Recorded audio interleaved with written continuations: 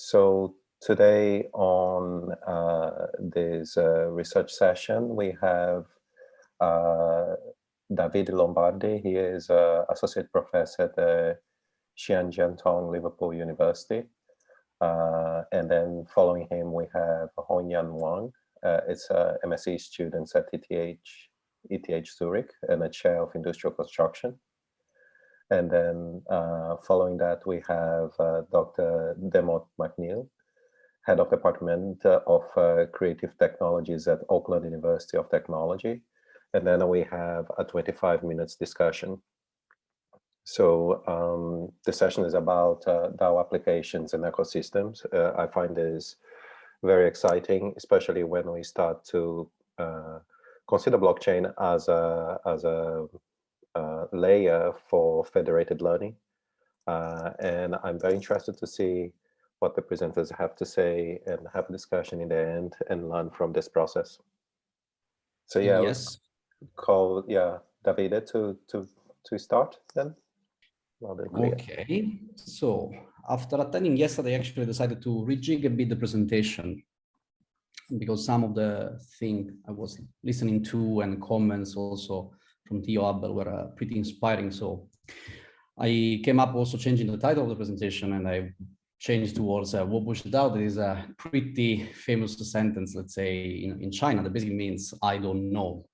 And basically this is the state of the art from my point of view in all this big discussion on blockchain. Okay, so let's try also to go a bit through it. And also you will later on understand why I went on a Chinese language, despite me being in China and working here. Let's see whether I can. Okay. So, oops, sorry. Okay, so 3 main points: DAOs for design and research, either competitive or collaborative, existing and planned DAOs, and some barriers in using DAOs and blockchain, and a few geopolitical reflections from my side. So the first bullet point will be mostly about what Theo, me, and more recently also with Xian Jiaotong we have been studying in terms just of DAO and what our results were. Existing and planned DAOs is a short part where I want to just highlight 3 DAOs we bumped into, and why at the moment the population of DAOs from a construction point of view does not seem still to flourish, and then I'll try to give my 2 cents about why this is happening.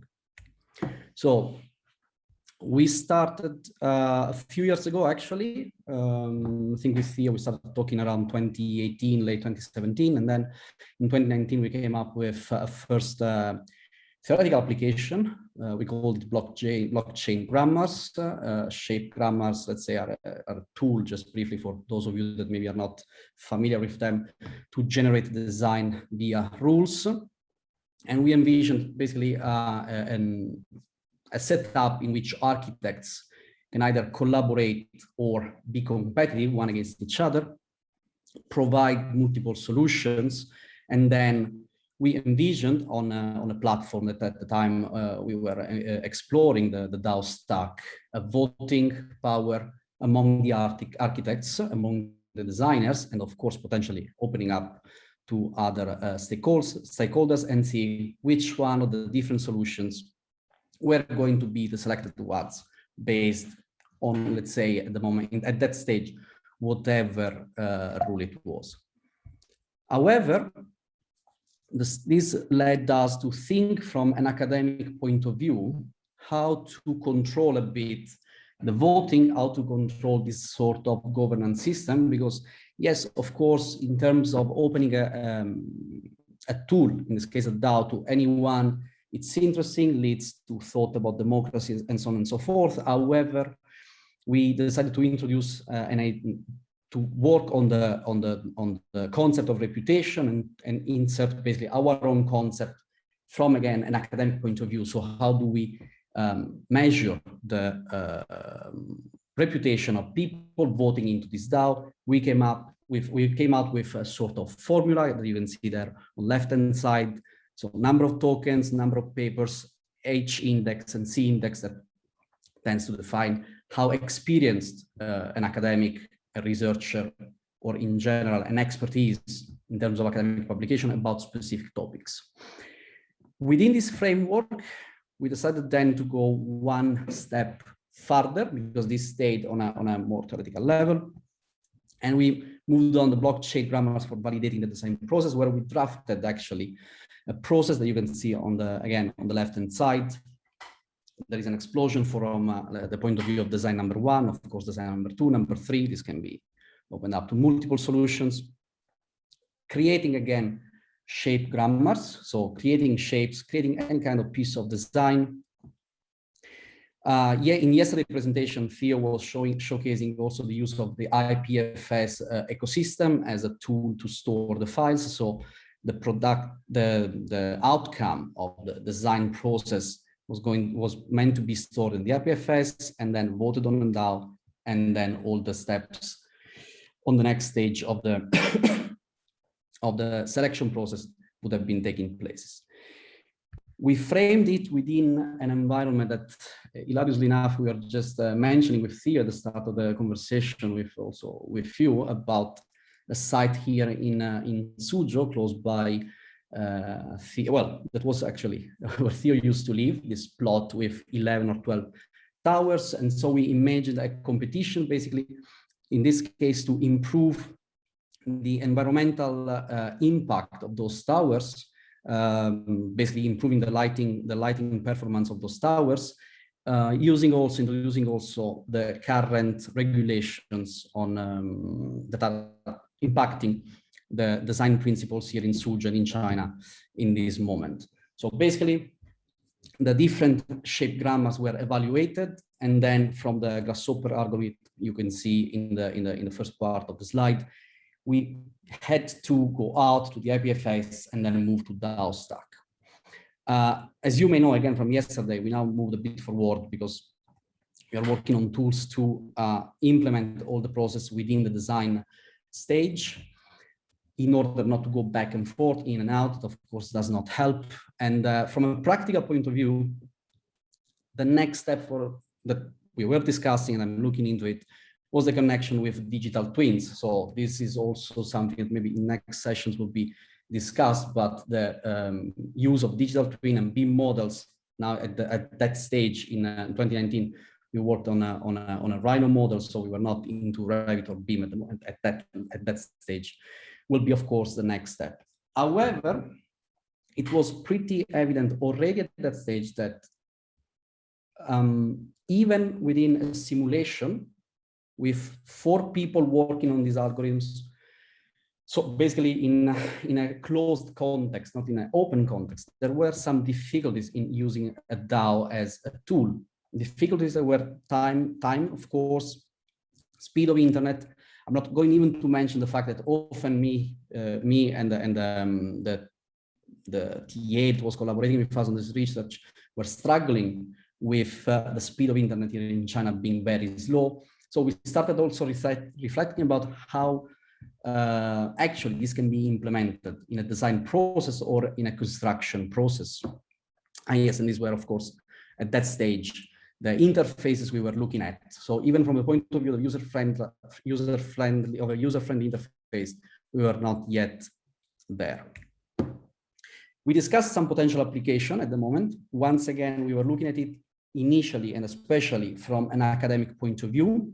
So we were envisioning the possibility of using a DAO connected with CAD research in collaboration for funding platforms, for academic reputation, and also towards a connection with papers repository. And nowadays, I see this even more useful, let's say, if this could happen, because it's a story of a few days ago when we've been evaluating academics, presenting CVs and credentials. Unfortunately, they were not real, and only thanks to some further research, we ended up understanding that the documents that were presented in that interview were not actually real or supporting a real knowledge from this person. So it's a bit a pity to say, but it seems we need to have a further layer of control also on academics.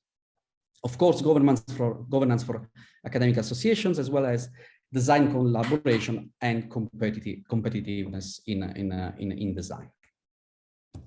So we went through a few existing Planet DAOs, because this is the way in which we operate. Okay, let's see what is around, and let's see what the construction, the AEC industry has to already offer from a point of view. And I have to say, was slightly strange to see that there wasn't much live. So of course we bumped into Decentraland, that I assume many of you know, that basically, that basically provides the opportunity of creating our own avatar, play with some sort of digital construction, and buy and sell lands within, of course, a digital world. So something that is much closer to virtual reality, Second Life, if we want the Sims, rather than a real application. At least this is my take on it. It's something interesting, of course, to play with, to understand how also DAO works, how governance can be done when there is decentralization ongoing, but still much on a very gaming level, let's say. And we can see it also from the summary they present, what kind of things you will get to determine. So, okay, upgrading land, specific candidates of future land auctions, and so on. So it's basically playing on a simulation, while with our tests, we were trying to push a bit the boundaries of the architecture or construction industry. Then there was yesterday a bit of discussion, I remember, also between Abel and Theo about the carbon footprint of blockchain. And this brought my thoughts to this DAO IPCI, that, as you can see from the title, aims to work on climate initiatives. And I find hilarious to some extent that there are those blaming the blockchain technology to have an heavy carbon footprint impact, and there are those who are basically presenting projects to help climate and to fight actually climate change via the blockchain. To some extent, they are also proponing the blockchainization of the Paris treaty that has been signed a few years ago, and then USA now is back in, and they propose again tools and processes where the DAO can lead to improvements in the climate change. Again, not that much related to, directly related to construction. Last but not least, something we're also working in somehow, the Liberland competition. So you may be aware about this piece of land in the Central Europe that aims to be completely controlled or governed by DAO and blockchain on relying, of course, on blockchain technology. So this could be eventually at the first sight, the first possible real opportunity to have a DAO up and running on a real case scenario. And yesterday, during the conversation, there was one question that went, I think, a bit lost, of course, in the chat, and that was basically, what is the biggest barrier, in your opinion, that is holding back the adoption of blockchain and crypto? And I just added in brackets, in construction. This is, of course, what I find mostly interesting, why things are not going a bit faster, okay, given all the the widespread of news about blockchain and so on and so forth. Well, my 2 cents on this are, first of all, of course, the reluctancy to change. You see a couple of images here of 2 objects at 100 years of distance. They are pretty different. If we think about architecture, if we think about construction, well, in 1926 in Europe, at least, the Liberty or Art Nouveau movement was ongoing. And still, even if that was a very specific style, was still made by columns, beams, and floors, and tiles, and concrete, and steel somehow. No, so there isn't that much change happening in the architecture industry and architecture design in the last 100 years. Of course, shapes changed, technology has changed, the way in which we design has changed. Zadid maybe could not have taken place 100 years ago, but still the basics are there, as well as many processes in the construction, in many construction processes. The other problem in the adoption of a DAO, or more in general, in relying on a blockchain technology for governing either a company or a design process, is that we need to define a bit what our needs are. And from that point of view, Arup was pretty good in listing 6 points for using a blockchain and, of course, a DAO. So trust in the system, multiple users, immutability, transparency, high security data, and level of consensus. Now, on the right-hand side, I put a picture that actually is not a chart, that actually it's not what I was actually looking for. So to give you an idea, the average number of practitioners working in a practice in Italy is 1.4. This was the data I was looking for. I could not find it, unfortunately. So I diverged my research to something that still gives an idea about how many people, at least in 2014, if I remember correctly, yeah, 2014, are working in architecture, okay? So, multiple users, this is already a problem. If I think about my own reality, for instance, in Italy, and as well as in many parts of Europe, practitioners are working mostly alone. Yes, we know there is internet, we know there are a lot of collaborations ongoing from that point of view, but then the current and standard practice is I'm working on my desk with my computer, I'm trying to solve as many problems as possible, also in order to be competitive in terms of cost. Transparency is a good topic, actually.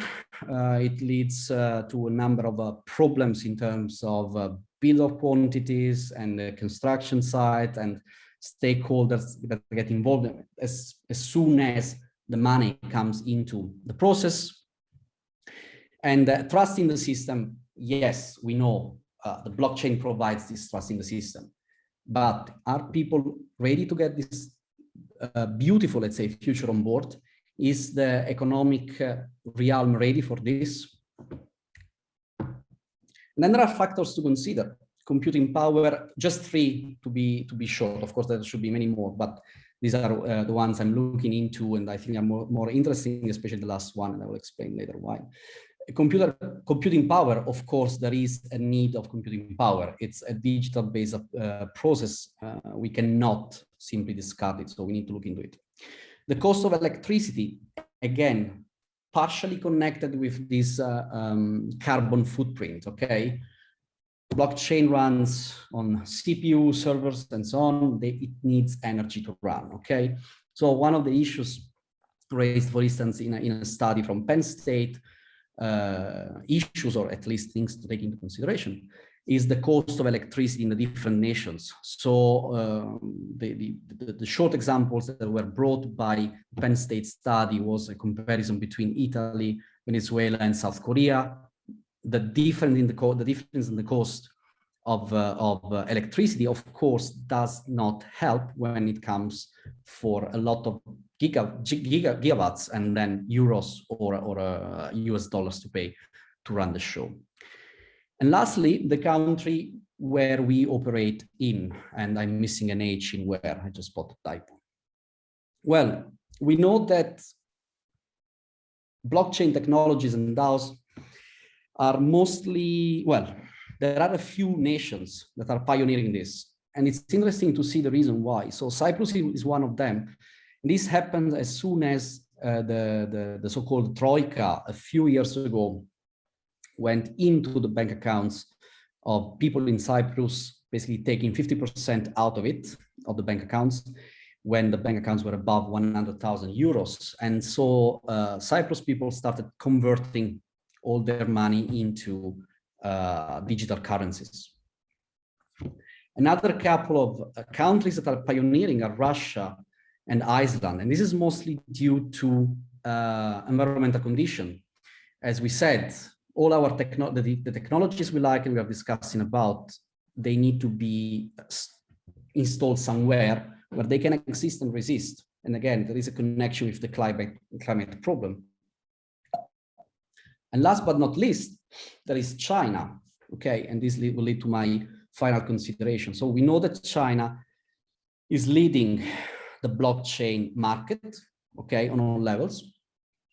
And yesterday, Theo said when I wrote in the chat, well, it's not going to be that easy from China to basically take my money, for example, if I want to convert into digital currency and send them out, as well as it's not going to be that easy in China to set up a DAO for whatever purpose.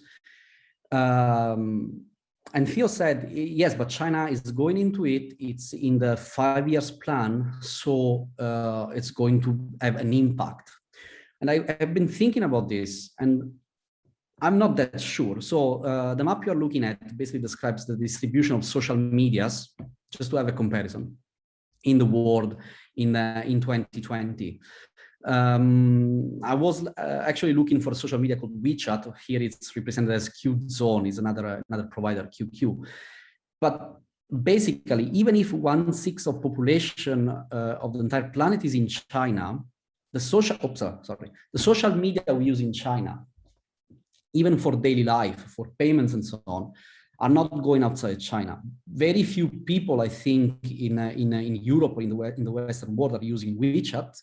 And for sure, none of us, when we go back from China to our own countries, are using Alipay, WeChat, and the QQ, and so on and so forth. So I'm not sure whether having 1.2, 1.3 billion people using a blockchain here in China will have an impact also on the Western world. And here we go again to counterbalance that map with the crypto index. And it's interesting for me to see again that Russia, China are becoming more red than all the other countries. So going back to the question I was stealing from the chat, this is another problem. I mean, many of our countries, and I'm talking from a Western point of view, from a Westernized point of view, from Europe, are still behind for various reasons. Especially there is no will to change. So I'm going to the conclusion. So I thought about asking the President Xi what is the digital yuan, because as we all know, there is a plan to introducing this new currency, and I think that his answer would be, it is the blockchain run by us, because again, in the discussion yesterday, yes, this is going to happen, but the biggest blockchain will be potentially led and run internally. So my point here, and I want to hear from you, is if this tool that is born for creating independency somehow, okay, is getting controlled by nations, and we are maybe losing a bit of the initial nature. And if, going back to the construction industry, architecture industry, we are actually ready to take on board this kind of challenge, if the mindset in architecture in the AEC is actually ready for this. So the last 2 points I'm going to share are a couple of points that are actually in the 5-year plan, well, in another document that is a draft beside the 5-year plan of the PRC China on blockchain, that is basically to prohibit for individuals and entities to make and sell tokens, as well as, again, going back to the environmental problem, a limitation in energy consumption in Inner Mongolia. So Inner Mongolia, for those that are not familiar with Chinese geography, is of course a region in the north.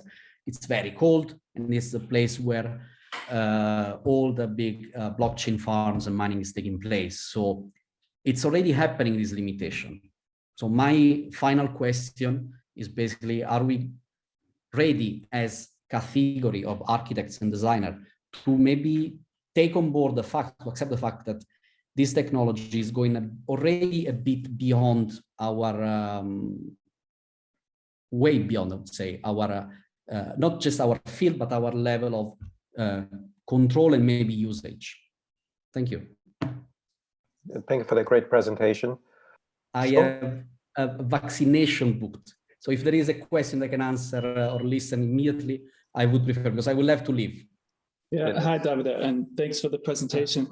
I just responding to your last point, I don't know if I share the same concerns you have about if China runs their own cryptocurrency. I mean, I think from my perspective, good for them if they would like to do this and if it works.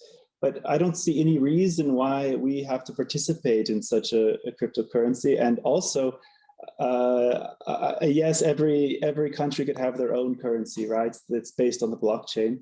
But the other difference is that now we would have currencies that are not backed by a country like Bitcoin or others. So I don't share the concern that we're going away from the original intentions unless we all choose to. But maybe your point is that we will all, instead of going to this peer-to-peer network, we will fall back on our trust of governments. And is this kind of your point? But I just don't see the fear that we will all be restricted to a certain controlled cryptocurrency by a government. No, it's not a fear. It was just a reflection. I don't think we can ignore when China is taking such a big decision, because it's the most important economy at the moment. I agree with you. If they want to have, good for them. We will all keep living. Still, there will be the weight of the country is so big. The size of the country is so big from on all point of view that it will have, I think, in any case, an impact. And of course, I mentioned only China, but other countries like I'm going by heart again. Ghana, I think, are prohibiting the use of tokens or private blockchains. Okay. So of course, China, it's easier to target. It's big. It's like an elephant on a crystal shop. You know, whatever they do, there is an impact. So it was not a fear. It was just trying to project what the impact of a decision taken here can be.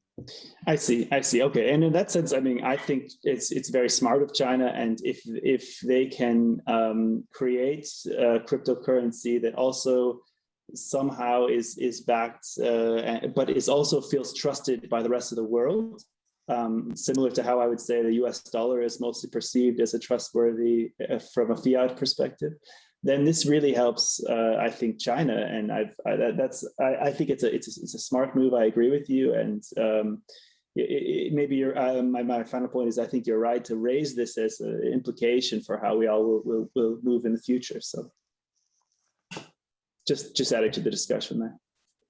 Thanks. Okay, Davide, so I thank you very much for your presentation. I think it's very interesting. I think particularly interesting the initial idea you presented on blockchain grammars.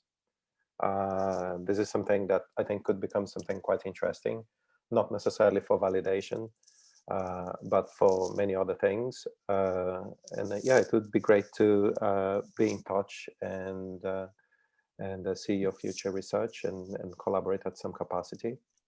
Yep. So I thank you once again. And then I would like to call Hongyang Wang from ETH Zurich. Hello, everyone. My name is Hongyang. I'm Chinese, but I will not talk about China in my presentation. I just graduated from ETH Integrated Building System, and this is the work we developed in the past half of year in the IC chair from me, along with Professor Daniel Ho and Supervisor Jens Hohenwix, who presented yesterday. And the topic is from decentralized autonomous space framework to No One's One, a prototype of self-owning house. Without further ado, let's proceed to the next slide. So I know you might be confused. So what is decentralized autonomous space and what is No One's One? I will start explaining the concept with the origin of this project. We really initiated the project with two thoughts in mind. First is to implement DAO in the built environment.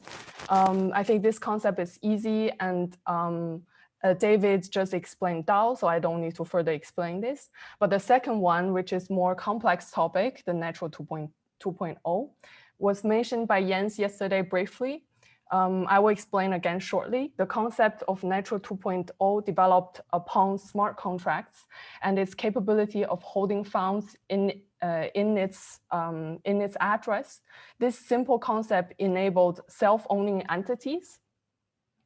Basically, the blockchain do not differentiate human agencies or non-life from non-life form machinery agencies. So anyone can operate, and with the smart contract address, you can achieve a self-owning agency on the blockchain.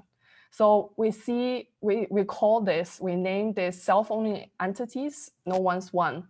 It represents that it doesn't belong to anyone but itself. So combining with the power of DAO, the digital governance power of DAO, a network of self-owning entity we formulated the concept of DAS, which is decentralized autonomous space. And then what is DAS, right? So we positioned decentralized autonomous space among 6 fields, which are Internet of Things, decentralized autonomous organizations, artificial intelligence, decentralized ledger technology, the built environment, and machine learning. While though AI and ML are highly relevant to the subject, but it's not pursued in this work as they're not our expertise. Then we mapped out all the autonomous ability that is required for a decentralized autonomous space, namely design autonomy, construction autonomy, expansion autonomy, operation autonomy, financial autonomy, and maintenance autonomy. We also categorize the left 3 into a creation autonomy, and then the right 3 autonomy to management autonomy. And additionally, the governance and system adaptability are a very important part for this system. And then after conceptualized DAS, we asked ourselves, what would be the first step for developing such a system? Then we decided that the first step to build is to build the technical framework for decentralized autonomous space. And based on the framework, build a proof of concept prototype known as one. And this resonates with the name of this presentation. So let's dive into the technical framework that we developed for decentralized autonomous space. So first, we go back to the autonomy that we developed previously. We narrowed down further that basically the operation autonomy, financial autonomy, and maintenance autonomy are what we're interested the most. And meanwhile, the creation autonomy will be replaced with modular design, which provides opportunity in the future to adapt into creation autonomy. And since the focus of the thesis is on since the focus of this work is on technical feasibility and the prototype, so the governance and system adaptability is not discussed in a very deep extent. After identifying the scope of the framework, we laid out the design of cyber-physical system. There are 5 main elements in the system, which are the front end, the decentralized ledger technology, the blockchain, and the users, and the back end, and the space, which is, we call it no one's one. And further, we identify the basic functionalities of each component. And I think with the time constraint, I will not explain this in a really detailed manner. So basically, we think on the front end, people supposed to access and have a data display. And on the smart contract base, the most important fact is that we have all the important status stored on the smart contracts. And the user has a simple capability of registration, identity authentication, enter or leave the space. On the back end, it controls basically the network of IoT sensors. And the no one's one is simply the physical host of the space. And after all the components are established individually, the most important test of technical feasibility lies in the communication between the components, which means the information flow between each components. Thus, we identified 2 most crucial information feedback loops within this framework. The first feedback loop is between the user and the space. It represents how the information of the user flow from the front end to the blockchain, then retrieved by the back end, and then trigger a physical change in the space. The second feedback loop is not involving the user. It is usual energy information update from the blockchain, which controls the entrance allowance time and maybe also cost calculation as well the maintenance of space. So the second feedback loop is from the blockchain to the back end, and then trigger a change in the physical space. These 2 feedback loops are the main implementations in the prototype. So without further ado, let me introduce you the prototype no one's one. So concept of the prototype is a solar power, single user, self-owning meditation space. So we approached this prototype with the MVP approach, which stands for minimum viable prototype. The function of the meditation space is chosen to minimize the functionality and then minimize the maintenance. Also, it aligns, potentially aligning with the concept of sharing economy. The structure of the prototype is simply a wood A-frame structure. It is designed to be a modular construction, lightweight, and have the capability of mobilization. Next, I will share with you basically how we technically put up the prototype. So we go back to the technical frame. And then we identified for each element, what are the components that we need or electrical components that we need. Due to the time constraint, I will also not explain them in detail. Basically, the No. 1 hosts the solar panel, battery system with some sensors, LED lights, and electrical locks.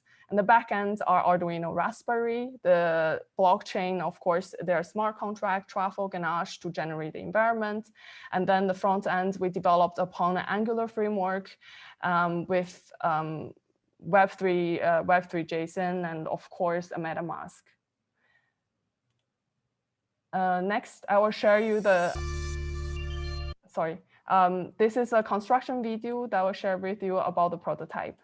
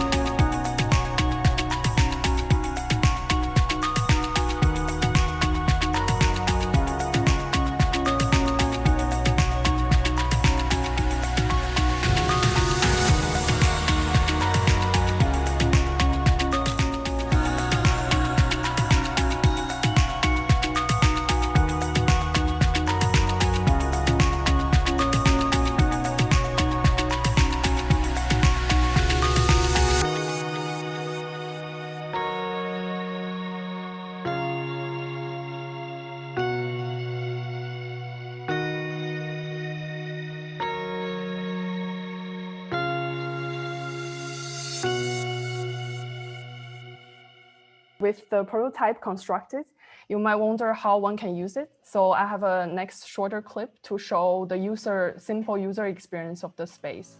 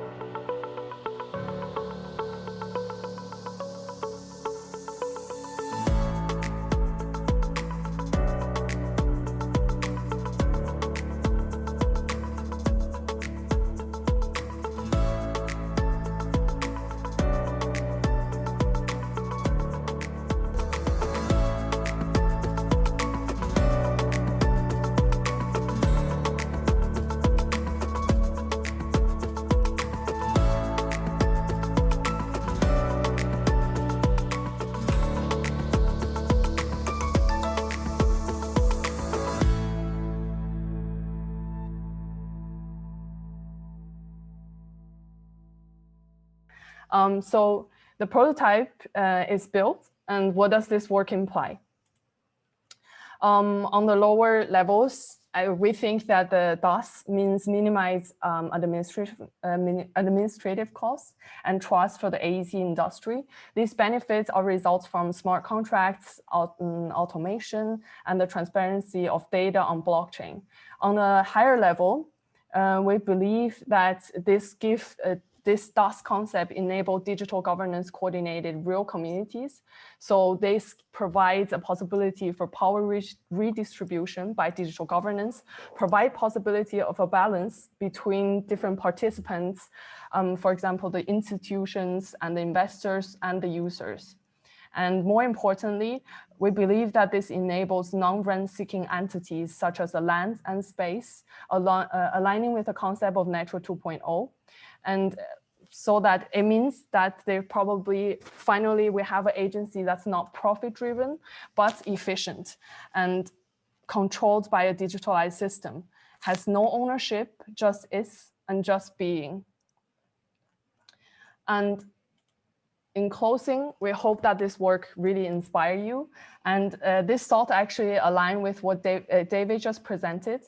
So there's a famous British economist, John Maynard Keynes once said, the difficulty lies not in the new ideas, but in escaping from the old ones. So we're ready to rethink about the very concept of ownership and decentralization in governance and organizations. Would you?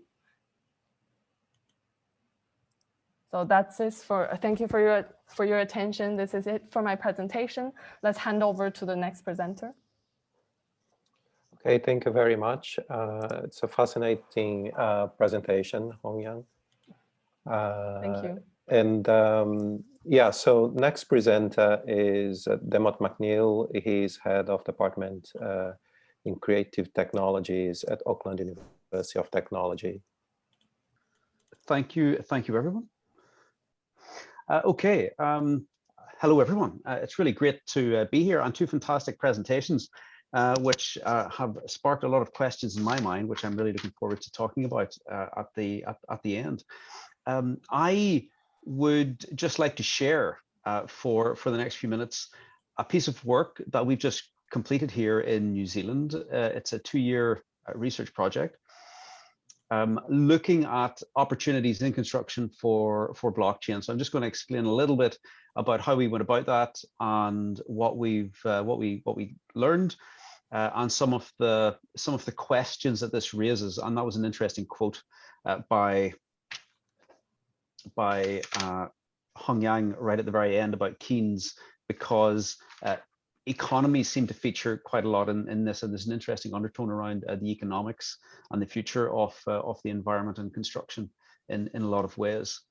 I will foreground this by saying our piece of research was around an ideological investigation, not a technical one, and that's to say some of the questions that David raised a few moments ago about the power of blockchain, some of the issues with the amount of electricity it uses, its infancy, the fact that it's kind of in a Model T phase. We foregrounded a lot of our work with saying, you know, that's part of a process. We don't want to get into some of the technical limitations, but really explore some of the ideological implications of blockchain. The work that we did, the project, it involved both myself and, at the bottom of the screen, Alex Sims, whose background is business and commercial law. We also worked quite closely with Chris Speed from the University of Edinburgh, who's a fine artist and designer, and they've been working with blockchain for some time. And we, in our project, we drew heavily on their methodology for working with non-technical sectors. And we adopted some of their workshop templates to work with people in the construction sector in New Zealand to introduce them to blockchain and explore what they felt it meant for them. So we're really a co-creation, trying to create knowledge together as to what this technology means for them and what it might offer the sector. This was a 3-phase project. The first phase was workshops, and I'll take you through what we did in the workshops. The first thing that we did was to give people from the construction sector a brief introduction to blockchain. What it sort of means broadly, what it entails, what the possibilities of it are, and we moved quite quickly into a trading game. And this has all been developed by Design Informatics at the University of Edinburgh, who sort of shared this stuff with us. And Chris, in fact, came out and ran a workshop for us. So they trade cards, and they kind of record their trades on a little Lego blockchain, which is the image that you saw at the very start. So you get they start to build a little Lego blockchain, a very simple, non-technical exercise in creating a blockchain of. And having done that, they start to ideate. So they sit and they start to kind of talk, and we push them to think about what that type of technology might offer their sector. And they start to explore possibilities and questions. And you can see in this particular one, they started to look at traceability, health and safety records, ISO certification. So they start to brainstorm ideas where this particular technology might offer some possibilities, as well as questions. And you can see the one question this group had was about mining and the power that goes into the mining of crypto. So that was their real anxiety, the energy that it takes up in this particular group. In another group, they came up with this idea for a coin that might be used specifically for waste reduction, a coin that might only be used for reuse, reuse, and recycle materials. The idea of a unique currency, so a Bitcoin just for this particular use. So these were some of the ideas that came out of the workshops that we ran, and this was the purpose of the workshops. Really, it was to build networks, and it was really just to generate these quite speculative ideations. The second phase of the project was really, okay, well, look, if we did start to do that sort of stuff, then what does that start to mean? And in this phase, we started to enlist some students, some master students and research students that were working at the University of Auckland at this time to really start to unpack some of these ideas. So, for example, we had one group that started to look quite closely at procurement, and they mined into sort of existing procurement processes, and they identified a number of challenges, how things sometimes float around in email and paper documents turn up on site, and maybe you can check that a material that's arrived on site is accurate, and maybe you can't because you haven't got the reference document. All you've got is the packing slip, and you approve it, and off it goes. So it's quite an arcane process. And these guys explored the idea of digitizing this and looking at when and where you might start to record information on the blockchain. So you can streamline the process digitally and start to create a record, an immutable, trustable record of certain points in the process where there are key agreements, key legal decisions made around the order, what's been ordered and what arrives, and being able to kind of check that against what's been recorded on the blockchain. And again, this is all goes back into industry. We kind of feed this all back to industry and say, well, you thought smart contracts for material procurement might be an interesting use case. So this is what that starts to look like if you were considering implementing that type of idea. Also, we have something of a housing problem in New Zealand, and we have a group here, Kanga Ora, which means homes and communities. They were a house providing organization up until about 4 years ago. And then the new Labour government gave them the mandate to build communities, which is not in their wheelhouse. This is not what they do. They build houses, and now they've been told, and it's right there. This is their landing page on their website. They contribute to thriving communities, and they had no idea how to do that. So one of the workshops that we held with them was exploring how one of the ideas that came out of it was, could you have a local community currency? And in these new developments, this currency would really be a social lubricant, buying and selling and trading in the community for lawn mowing and putting out trash, these sort of community activities. And it might help engender and start to sort of lubricate kind of the social interactions that would help create a sense of community amongst a huge volume of new people that are moving into these new residences. And then the waste idea that came out of one of the workshops where whenever we talk to it, there's a lot of construction companies and quite a few of them have got on their website somewhere a commitment to reducing waste.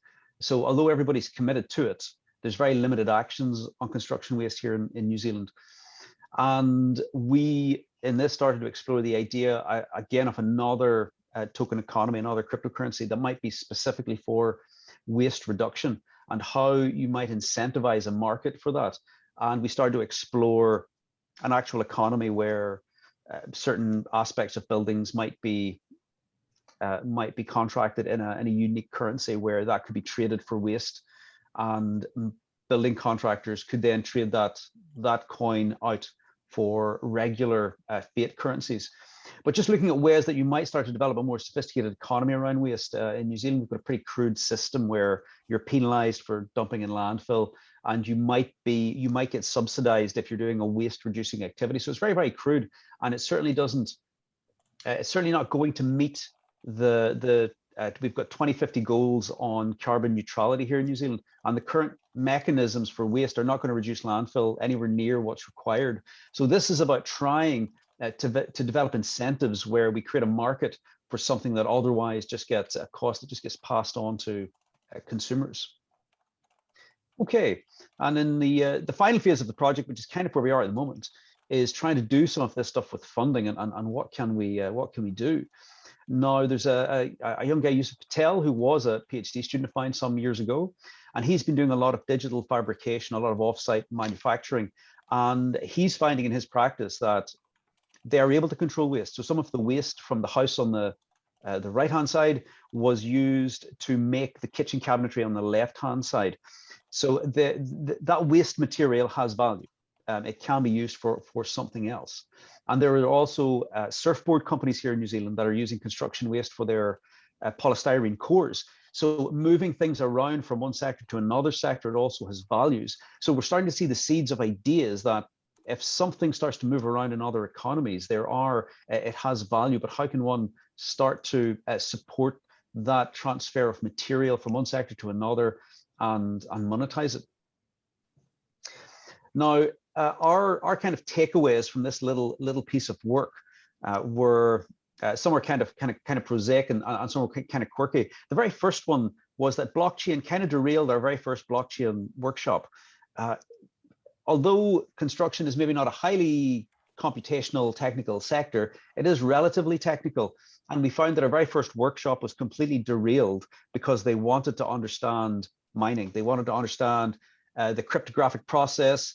And the whole thing was kind of, I mean, half of the workshop was really explaining blockchain, and we didn't really get into it. So we discarded the whole mining and the whole understanding of blockchain for a much more general thing in our subsequent workshops, which became a lot more exciting and interesting for the group once we got beyond that technical challenge. Also, our trading game. Whenever Chris Speed came out, one of the things that we talked about is that perhaps the trading game, actually the value of it is just that it breaks down barriers for occupants and participants in the workshops, and they don't necessarily understand it a lot better. But what they do is it drops barriers, and they're able to kind of discuss and ideate a lot better than they would otherwise. Also, a lot of the outcomes, a lot of the things that I've just talked about there, not everything needs blockchain, but blockchain was an excellent Trojan horse that enabled us to talk about lots of different things with with people that otherwise may not have actually got into it. We talked about the idea of a distributed business, moving from a central hierarchy to a distributed organization. It opened the idea of how you might be able to establish autonomous processes, even concepts of platform economies, starting to talk about Uber and other types of networks that otherwise they may not have entertained, and where algorithms and the Internet of Things might start to play a part in their business. And we've still, even throughout last year, on sort of the economic shrinkage that came with COVID, we have been able to maintain pretty good connections with those industry partners who continue to be interested in these sort of values and in what blockchain might potentially offer their sector, whether they're contractors or whether they're house builders. They do see intrinsic value in some of the possibilities that it might offer. And the key question, team, that I've been, that really has emerged from our work is, are we the bodies in all of this? And that comes from a Mitchell and Webb's comedy sketch, where they look like classic Hollywood bodies, and they start to have this existential question, discussion, if they're the bodies. And the reason that I ask that is, in a lot of the work that I've just presented, we're looking to take things that actually are related a lot more to people's personal values, the reduction of waste, for example, or the idea of community, trying to establish and support a local community. These are sort of personal values, and we think it's kind of interesting that cryptocurrencies and blockchain might offer something in that space. However, in the and back to Keynes, in some of the economics that I've been reading recently, particularly Donut Economics by Kate Raworth, complementary currencies, and she's got some really interesting examples of where complementary currencies work quite successfully in countries. But at the same time, she's also showing examples where a social value or contract that is given a market value, when one returns it, it has lost all social value. And she uses the example of a school where they started to charge parents for not picking their kids up on time. And the parents kind of felt guilty about not picking their kids up, but they still did it. They left them quite late. And then the school brought in this process to charge parents that weren't picking their kids up on time. And what the school found is that more parents started to leave their kids later because it now had a market value. They felt okay paying for their kids to stay later because that was a market transaction. So the school realized this was a disaster and said, okay, we're stopping this. This was a bad idea. And what they found is that parents continue to do the amount of parents that were continuing to leave their kids later, they continued to do that. So that sort of social contract that they had with the school, the social obligation to take the kids away on time, that never returned once it had been given a market value. So we've got this kind of existential question now in our research, in what we're doing, when we introduce these market values with blockchain and the potential of community currencies and crypto, are we actually undermining some of the social values that are in these communities and in these networks? So yes, that's kind of the question that our research is sort of confronting at the moment. But look, thank you, and I'm really looking forward to getting a chance to talk about all of this with everyone. Thank you very much, Dermot. Very interesting presentation. Definitely resonates with what people are up to in Amsterdam as well, in the kind of sovereign-less communities in North Amsterdam. Very interesting. Okay, so I think this is the last presentation for this session, and I'm not sure if David is gone, but he probably is. But otherwise, I would invite everybody to the discussion, and would very much to start with you, Dermot. And have you seen other attempts around the world? I do collaborate with Crazy Speed as well. He's part of the Conference Committee of Design Computation, Input Output. Oh, fantastic. Conference, yes. And he wrote a very interesting paper for that conference last year. And he will be contributing for this year as well. And I was fascinated with his toaster blockchain on the blockchain, and how to toast his slices of bread. Fascinating. And I saw his, I first met him at University of Cambridge a couple of years ago when he was presenting on the maths faculty. So it's very interesting projects, including also the project in Amsterdam and tracking people. I think you are muted. Yeah. So sorry, yeah. Sorry, it's bedtime at my house, and that was one of my kids. Right. Are coming in to try and find reasons not to go to bed. Okay. So I'm sorry, I was just a little bit distracted there. Okay. So yeah, just wonder if you have other models you've seen that are interesting for the exercise you've been running, And I guess this is also a question that can be extended to Hongyang. Oh, actually, this No One's One is not it's not only originated in our chair. There's a think tank that we cooperated with, and they have this thought already 2 years ago. I think I also recently ran into someone in their chair that they also implemented this No One's One concept on, for example, a running machine, like no one's running machine. So the running machine runs you instead of you run the running machine. And they also have a project as satellites, like a no one satellites. So they traveled with the satellites. If you want to search, it's called Decentrum. So I can post a link later. Sure. They have, I think, this satellites project on their website. So they basically the satellites hired a human to travel with the satellites, paid this human, and then they traveled by train. Mm-hmm. So it's like no one satellites. I'm pretty sure there are also other people. I mean, just think about this idea. Everyone was like, oh, why don't we do a no one's 3D printer, right? Like it can print itself anyways, and they can generate the next babies anyways. So I'm pretty sure there are probably a lot of, along this line of No One's One, there's a lot of projects around. Okay, so then in your case, Dermott, have you seen other things that resonate with your attempt for housing and kind of as what we could call sovereign-less communities or decentralized communities? Actually, sorry. No, well, I was partly going to answer your question, but I was also going to kind of provoke a question to Hongyang, because one of the things that we started to extrapolate from this is whenever you do start to give houses autonomy, when you start to program them with values, and one of the things that we were exploring here was to do with renewable electricity and smart grids, and what if in a housing development you actually say you're only going to use green electricity. That might mean that there are certain times where your house does not have electricity because there is no green electricity on the grid.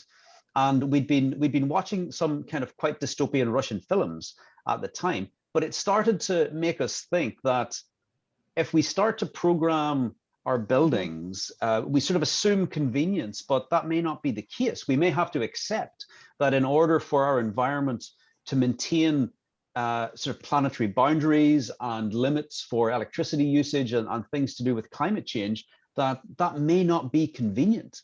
And that also came out of some of Chris Speed's work with they did that interesting electricity project with the hairdryers and having to wait for electricity if you just want green or cheap electricity.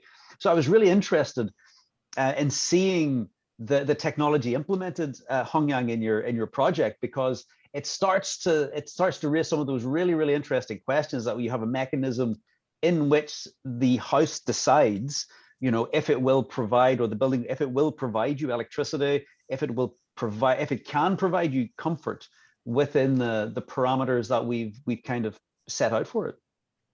Mm-hmm. Yeah.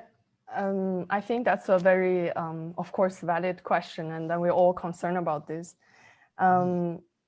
First of all, in the end, we are trying to build a DAO. I think, for at least in my mind, our project is going to like a digital coordinates, that decentralized digital coordinates that we're trying to achieve, instead of we're going to be governed by AI. So I think there's still a huge debate, at least at the moment, what are autonomized and what are not, what are collective decision, what are decisions done by the AI.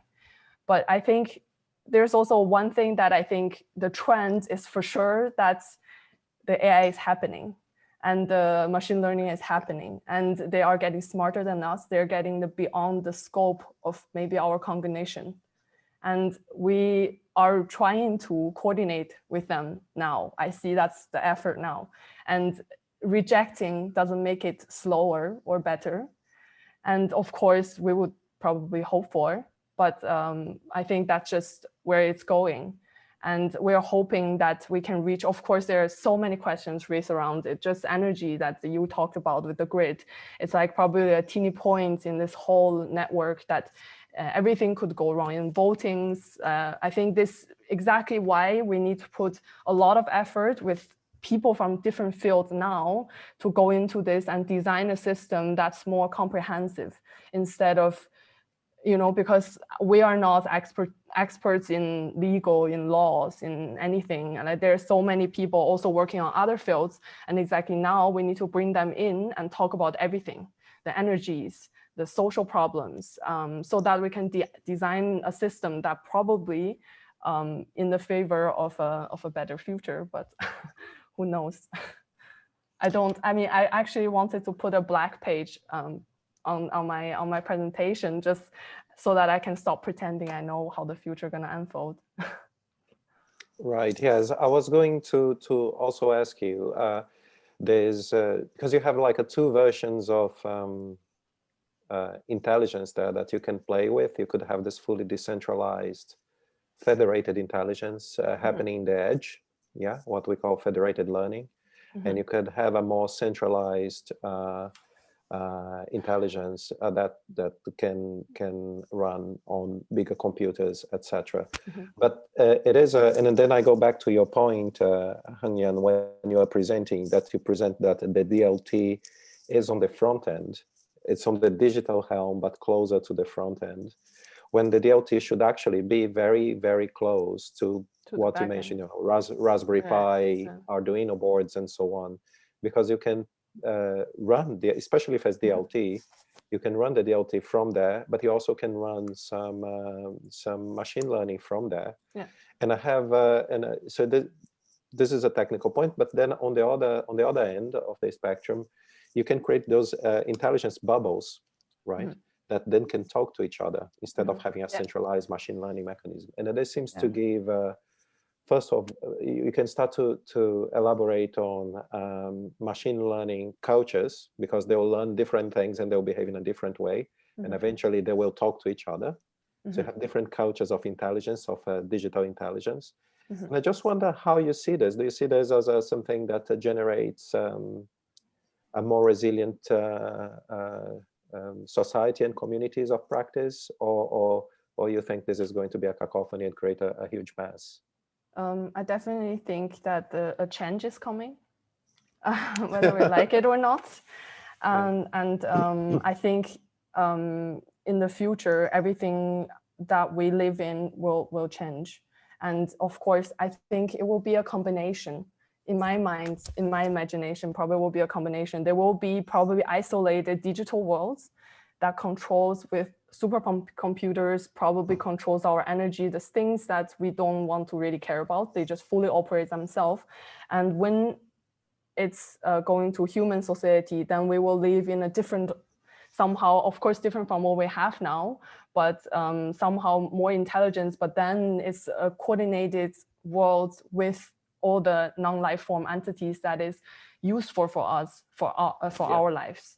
And so my question then is, what change do you want? Things are changing for sure, but which one do you want? Which one do I want? Yeah. I'm a good person. Okay. I have a good heart, so I wish for a better future for everyone. Yeah, because my fear is in a paranoia, and I think paranoia sometimes can be great because it keeps you on track of things and with a feet on the ground and so on. Is the technology could be subverted to a little bit like the internet was. Look, like the internet is just a sponge getting all our data, and we are the product of many business processes out there. Also, the internet brought us like unprecedented access to information and knowledge, and that's a great thing. But to a great extent, it has been subverted. The political mission of the internet has been transformed, not to the better. So I'm just thinking how we avoid this with blockchain. I mean, we're not. I think I knew where this is going, since and you asked Jens yesterday already. So I don't think blockchain as a technology is changing who we are. Like it's not changing that humans, they're going to be malicious players. There's going to be good persons and bad persons. And I think what we're trying to do is reach a system or provide alternative system so that we can try to somehow find a balance to oppress, to make not the bad dominate the world, right? We're trying to find a balance or through this somehow systematically to oppress some bad behaviors. And I think that's what blockchain is providing alternative for all of us right now. And exactly as you said, what we're against is the big digital monopolies, right? Like it's exactly, I think that's why it's booming now. It's because the digital monopoly is showing us like we've been used. And we somehow didn't given a choice before for our data, and we didn't realize how important it was. It was just a booming process. And now with blockchain, we got a choice. And this is simply that we got a choice. And if it's going worse or better, well, I don't have a crystal ball. So I don't know where it's really going, but I think we are in this forum. I hope we're good people and working on good solutions and trying to make it better. Right. Yeah. So I think there are some interesting. It's not necessarily ethical questions, but here in New Zealand we have a river, the Wanganui, that has been given. It has been given the legal rights of a person, and this is part of a decolonization process that Maori, the indigenous people of New Zealand, have been have really been working on for hundreds and hundreds of years, trying to decolonize and reestablish a set of values that are not a Western set of values. So this river has human rights. So this thing has the same rights as a human. And I think it's kind of interesting within the context of what the point you made, Hongyang, with on the blockchain, it does not distinguish between a human agent and a sort of machine agent or a tree or a river. And so we start to enter into this kind of interesting system, or into this interesting situation where not only do we have certain legal rights, the things have legal rights as well within this. So they're not simply at the service of our economy. They have agency and rights within the economy. And I think that's something that certainly I haven't quite got my head around, but I think it's an interesting sort of shift in where we sit in this internet of things. You know, these things are not just at our service, but they potentially start to have money and rights and the potential to make decisions. Yes, yeah, that's super interesting. I see Daniel has a question there. Yeah, it's more of a comment, and I couldn't help myself, but I just wanted to add in a little bit about how we see No One's One evolving and why we think, you know, I think it might help to understand how we see this evolving, right? So what Hongyang did very convincingly well was this instantiation to show that it's possible. We set up a decentralized autonomous space. The next challenge which we want to take on is governance of this space, or at least that's one of the next challenges, right? So it's one thing to say here's a space that exists and functions, but spaces change over time. So governance will come next, and we will need to study how does governance change, how do we decide if No One's One wants to change itself? Who gets to vote on this? And we're starting on in my opinion, very much the human level first. This is a community of people, like you see with existing DAOs. They can have voting tokens and make rights to changes, propose changes, right? And then we get into what we've been talking about, which is this human machine participation. So we don't have to think that we're going straight from a governing space that then we need to write all the AI so that we can now, it can just run by itself. It will first, I think, be human governance, community governance, and then we will go into a human machine co-participation, right? So as Jens said yesterday, the blockchain won't care if the proposed solution comes from an AI algorithm or from a human designer. Then everyone can just vote and say, okay, this was the best design, right? And then maybe the last level is that humans say, we don't want to care about this anymore. We trust the algorithms. and then machine learning. So we no longer even need to participate, and then it could run autonomously completely on the blockchain. But this is the evolutionary steps that we see towards self-owning things.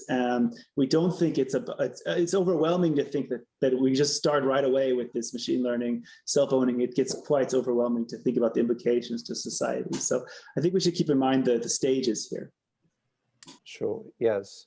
And so how do you then, Daniel, how do you envision the change over time of utility in this process? I think Hongyang can give her perspective on this. So. Okay. Wow, I don't know.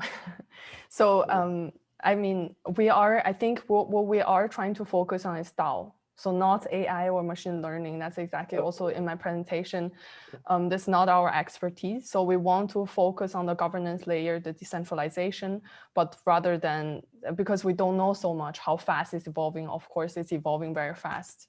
So I think we as a human society, I don't know, sometimes I also have this thought that we are asking the machine in the future to give us also a right instead of we're giving them a right now. Okay, but then the component of organization, right? Mm-hmm. The component of the organization in the decentralized autonomous organization. Mm-hmm. What do you think the mission of this organization is, or the mission, or this is literally kind of an in vitro lab experiment? I think it is very much an experiment, but I just wonder what the vision for the change in utility over time, you know, how this thing becomes something that is coexisting with us. I actually think the concept of coordination is not so new. Like there's swarm intelligence, there are common resource pool theory that already talked about actually relate to what we're trying to achieve here. And I don't know if Phil knows, in China, I remember I grew up in this community because China is so huge, right? Okay, I promise to not talk about China, but I did. And China is so huge. So actually there's a lot of self-organized coordination in bottom level is happening without the top government know. It's called 居委会. Where I grew up, that my grandma have always this red thing on her arm that she is kind of just the voted organizer for our community. And I grew up in this environment. It's actually very similar to what we're trying to achieve. Like it's a decentralized democracy, people decided community, but with digitalization. I think one of the most beautiful examples of self-organization, if I can jump in, comes from China in the sense that one of the great transformations that Deng Xiaoping did in the opening up era was to exactly pick up an example from some villages that self-organized in terms of production. And went against essentially the kind of central party authority saying, well, this is what you need to produce this year, and this is what you need to produce next year, because it made better sense and it was more productive and much more balanced to self-organize. And basically then that was seen as an example of a good practice and was picked up by the central committees to kind of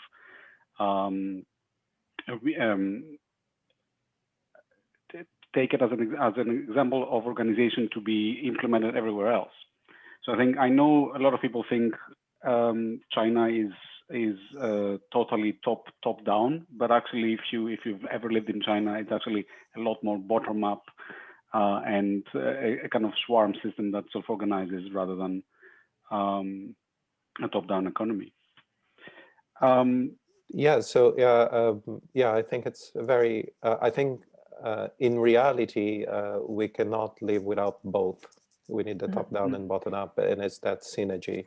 I think that's quite a key thing, especially when things become more organized, more complex and organized. You end up needing both. I think I would ask just final remarks because I'm noting the time, Theo. I think we should.